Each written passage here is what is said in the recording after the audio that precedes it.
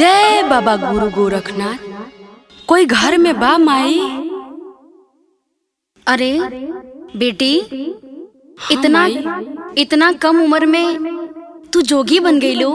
हाँ माई। आखिर ऐसा तू काहे केलू बेटी? अरे माई, कुल बात छोड़ी, हमके भिक्षा दे दे माई, हम जाई माई। बेटी हमरा से साफ साफ बतलावा, आखिर ऐसा काम तू काहे केलू?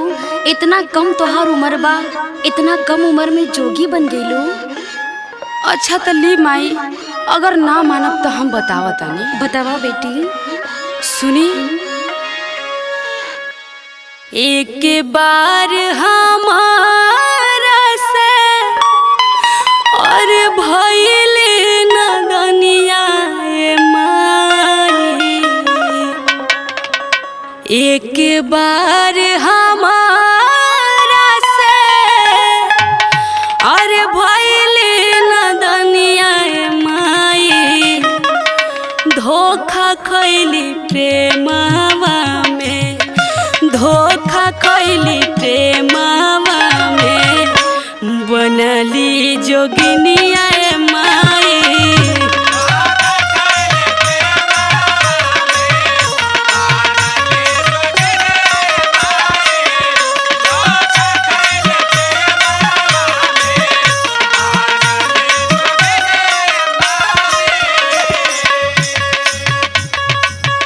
एक बार हमारा से भइली नदनिया माई, एक बार हमारा से भइली नदनिया माई, धोखा खैली प्रेमवा में, धोखा खैली प्रेमवा में, बनली जोगिनिया माई।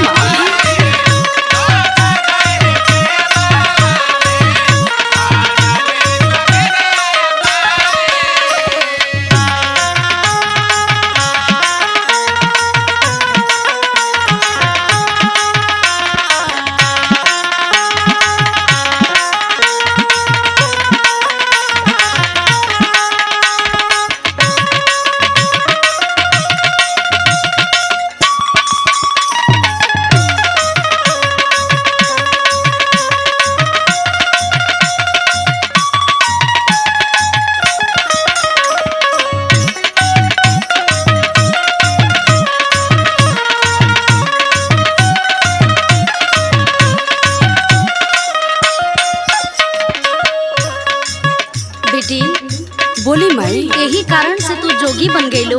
हाँ माई। तेगो बात और बतावा कि एकरे आगे और तोहरे साथे का भई? माई, अगर ना मानब तो सब कुछ बताई दे। बतावा बेटी। लेकिन आजकल के जमाना में ऐसन भी लोग बाड़े जिकरे पर पूरा विश्वास करा उहे ले जाके ढकेल देता माई। ई तो बात तोहार सही बा। का भइल बेटी, बतावा ना। सुनी माई। जननी न बीचे मज धारवा में छोड़ी,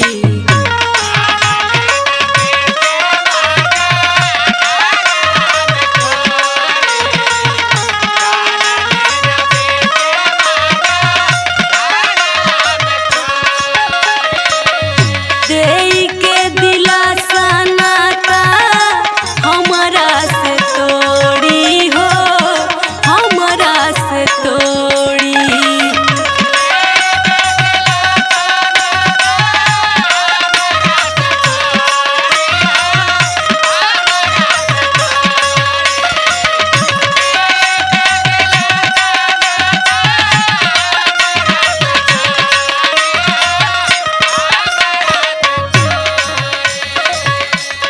अरे बेटी, हाँ माई बोली। तोहार बात सुन के तो हमार आँख भर गई बा बेटी। तोहरे साथे बहुत बढ़ियार धोखा भइल बा। हाँ माई, हम ना जानी माई कि हमके धोखा दे दे ही माई। सुनी माई। बतावा। मुँह का देखाई दूसर रखले सवतनिया माई, मुँह का देखाई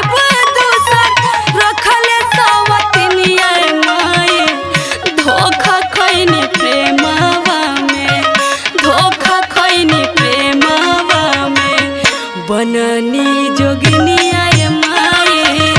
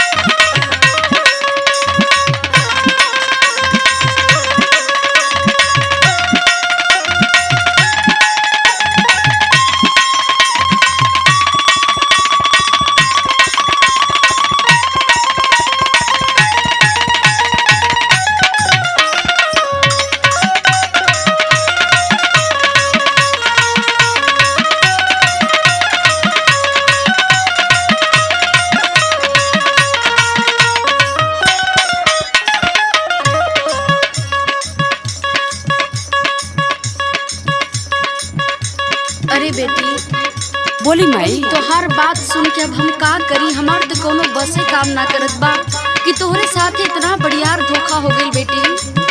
हाँ माई, हमरे साथ ही सब भइले के बाद और कौनो रास्ता ना बचल माई।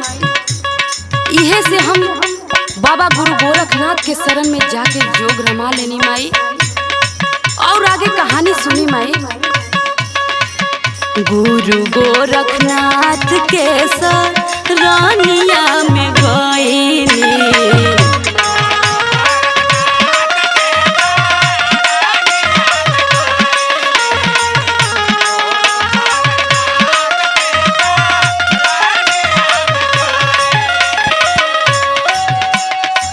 श्यामा भोजपुरिया संगे धुइया रमावली हो धुइया रमावली।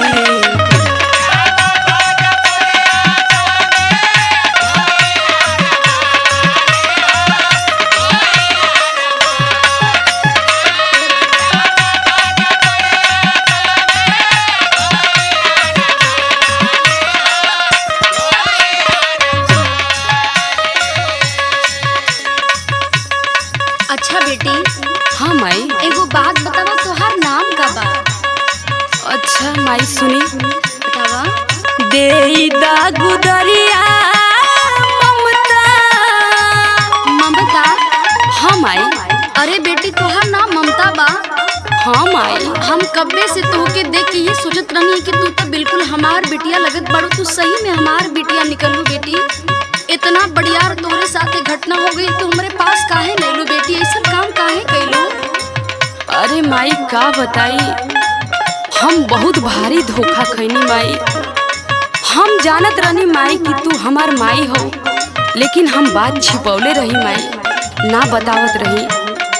ना बेटी, तोके ऐसा ना करे के चाहत रहल बेटी। आखिर तू हमरे आँखी के सामने जोगी बन के बैठल बाड़ू, अपने करेजा के हम कैसे मनाई बिटिया? सुनी माई। देई दागु दरिया ममता, देई दागु दरिया ममता, कहेली बचनिया माई। देई दागु